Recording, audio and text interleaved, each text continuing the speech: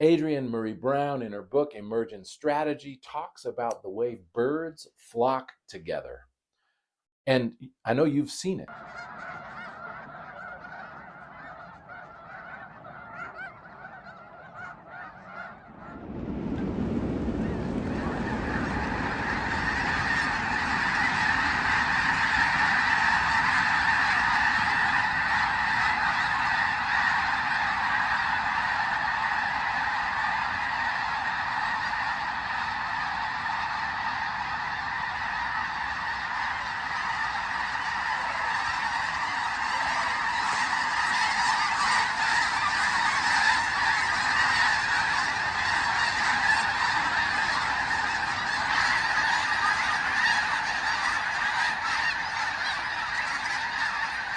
That is called flocking. The way the birds are all swarming together, bees do this, fish do this in a school. Naturalists, the people who study birds, tell us that this is a strategy. The birds are all vulnerable on their own, but when they are together in a big flock, if a predator shows up and it wants to eat one of the little birds, if they're all there flocking and swirling around, that appears to the predator to be a much more formidable force, and they can't pick out an individual bird, so it confuses the predators, and it's more likely that all the birds are going to survive because they are flocking together. Flocking helps, and you see this with the V's of geese moving south. They save energy by moving together. Cyclists do this too, riding in the peloton. You can save 30% of your energy sitting behind another cyclist. The same kind of thing is happening with the birds flocking together. As they move together as a flock, they are all saving energy by rotating leadership at the front of that V. Flocking is also helpful in terms of finding resources, helping make sure that everybody in the flock gets to eat. When the flock is moving along and one part of the flock sees a good place to eat, they start moving in that direction. Hey, let's go get something to eat. And the whole flock goes down and they all find food that only some of them saw, because the ones on this side of the flock couldn't see that food, that meadow or whatever. So they're flying along. This part of the flock goes, hey, there's some food down there. They start moving in that direction. And because they're in a flock, they all end up landing in that good place to eat. But if they had been separate, these few might have found it, but all the others would have just kept on going because they were not working together. Flocking helps for defense against threat, saving energy, and finding resources. What does that have to do with church? Adrienne Maree Brown says that when birds are in a flock, this is an amazing, miraculous thing. When birds are in a flock, each individual bird is paying attention at all times to the 7 birds nearest to that one. So as the bird is flying along, it's paying attention to the bird that's above it, and the bird that's below it, and the bird that's in front of it, and the bird that's behind it, and the bird on either side, and the 7 birds closest to that bird. So if you think about a flock, it's not divided into groups of 7 individual units. It's not like deaneries, right? What's happening instead is each bird has their own 7. So this bird has these 7, and the bird right next to it, which is a part of the 7 for this bird, has its own 7. Some of those relationships they share, some of those relationships they do not share. Each bird in the flock is paying attention to the 7 birds nearest that individual bird.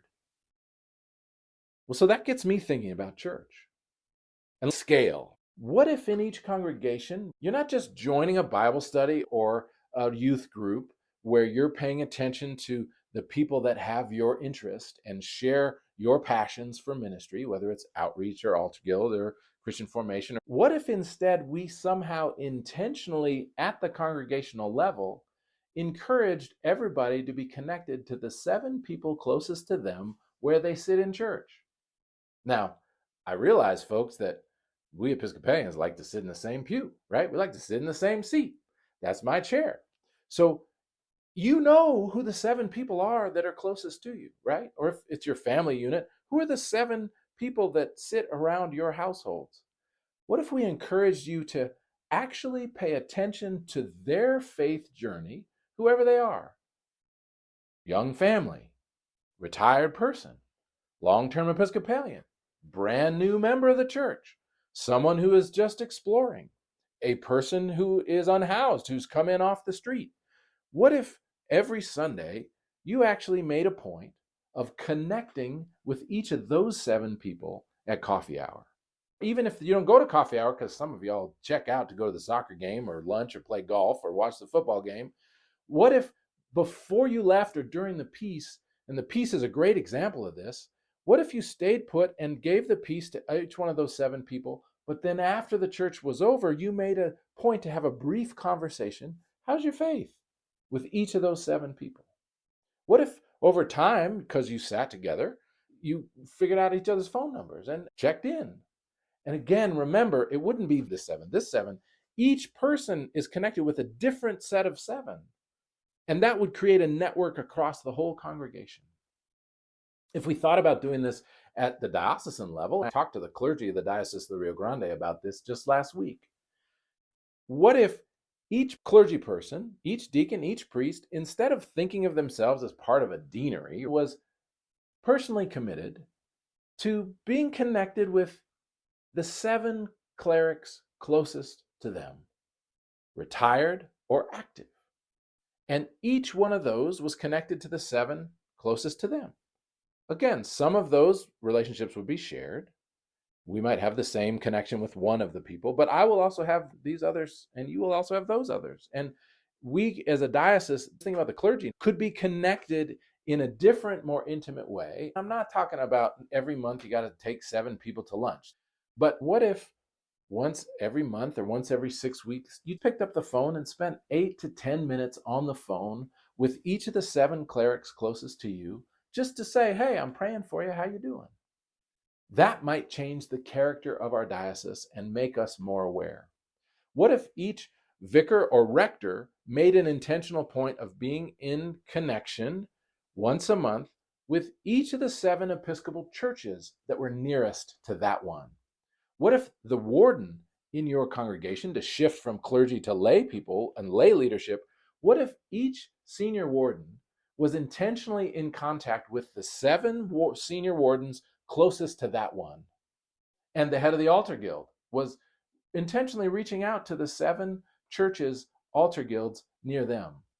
It might very well be that, hey, we ran out of candles. Can you help us out? That if you knew each other, that would become easy. Or, hey, we're working on some new altar vestments, that those 7 churches might say, hey, we'll help you with that. Here's $100. There may be, if we understood and paid attention to the 7 church relationships connected to each church at every level within the church, right? The Christian formation people, the youth group, let's collaborate. Again, not saying 777, but saying individual web of each congregation connected to the other 7. That might really change things. Thinking about that at the diocesan level, instead of just being involved in provinces where I'm a part of province 7 and I'm not a part of province 8, the reality is I have a lot in common with folks in 8 and a lot in common with some of the folks in 7. But what if I, as a bishop, am intentional about connecting with the 7 bishops closest to me in an intentional way? Again, not in a lengthy, spend an hour and a half every month. I'm talking about a quick phone call on a regular basis to say, hey, Arizona, how you doing? Colorado, what's up? Utah, how you doing? Northwest Texas, how are you? West Texas, how you doing? If I intentionally connected with them and they intentionally connected with me, each diocese would have a different set of 7, but it might actually bring us all together. In the next video, we're going to talk about these 3 concepts: strategic intention, fractals, and flocking, to help us reimagine the church in a way that might help shift who we are in a different direction. Because my theory, which I'd like to test in the next video, is that this way of thinking intentionally about being church might actually have more in common with the New Testament and the early church and what we hear from Jesus than the way we're currently organized. I'll see you next time.